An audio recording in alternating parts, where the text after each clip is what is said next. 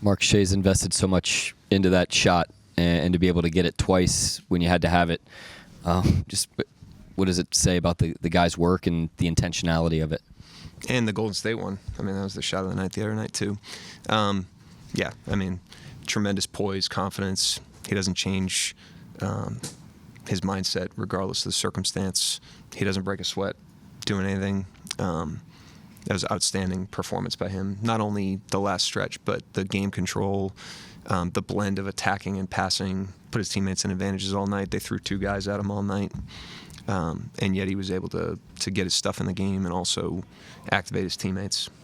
The mountain that Jay Will's probably looking up at the beginning of the game, knowing he may be minute for minute with Jokic, had to look pretty big. What did you make of the way that he just approached that tonight and was able to have the success that he had on both ends? Yeah, unbelievable competitiveness by him. He knew he was going minute for minute. I told him that before the game. And he just leaned into it and he took on the challenge. Obviously, Jokic is as tough of a cover as anybody. But he was outstanding. And, he's a lot of guys on the team play varying roles, fluid roles, if you will, depending on circumstances. He's one of them. So for him to get a performance like tonight, just so that everybody's aware of what this guy is capable of as a competitor and as a player, I'm incredibly happy for him. And obviously we don't win that game without him.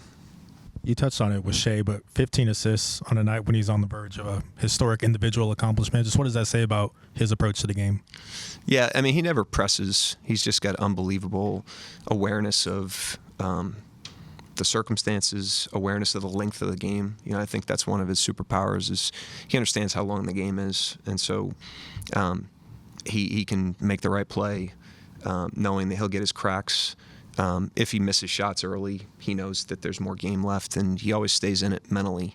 And I think that's part of the reason why he's as consistent as he is. But I thought his passing, again, tonight was really good. Even the simple ones that weren't assists, they doubled him all night.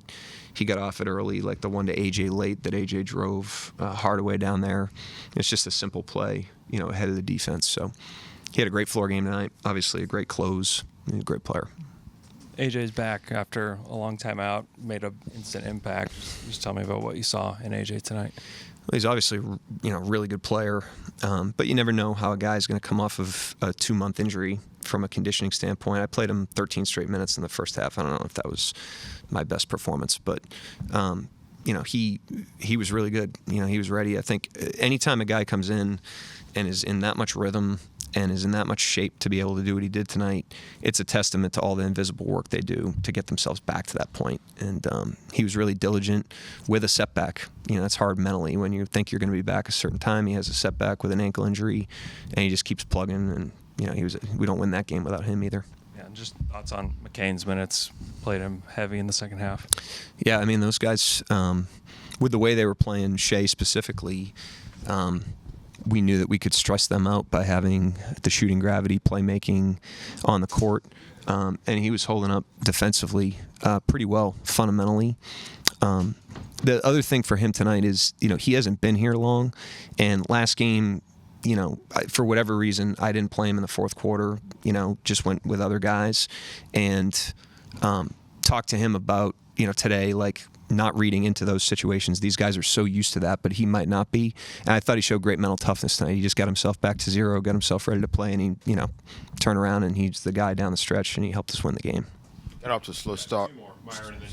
What changed the energy in the second quarter? Was it K-Rich or what got you? I thought it was the first quarter, the McCain, A.J. Mitchell sub. Those guys went in the game and they bit into the lead a little bit. And our pace and our mojo was just a little bit different than our start. Credit Denver, credit Gordon. He got off to a great start. But it's a 48-minute game, and the guys off the bench know that they can elevate the game, and that's exactly what those guys did. You talked about not being surprised by anything Shea does. When he does something like this tonight, ties Wilt and then has 2 clutch threes. Is there a word that you would use to describe him? Ask him. He's coming right in. That's my last. That's who you're all waiting for.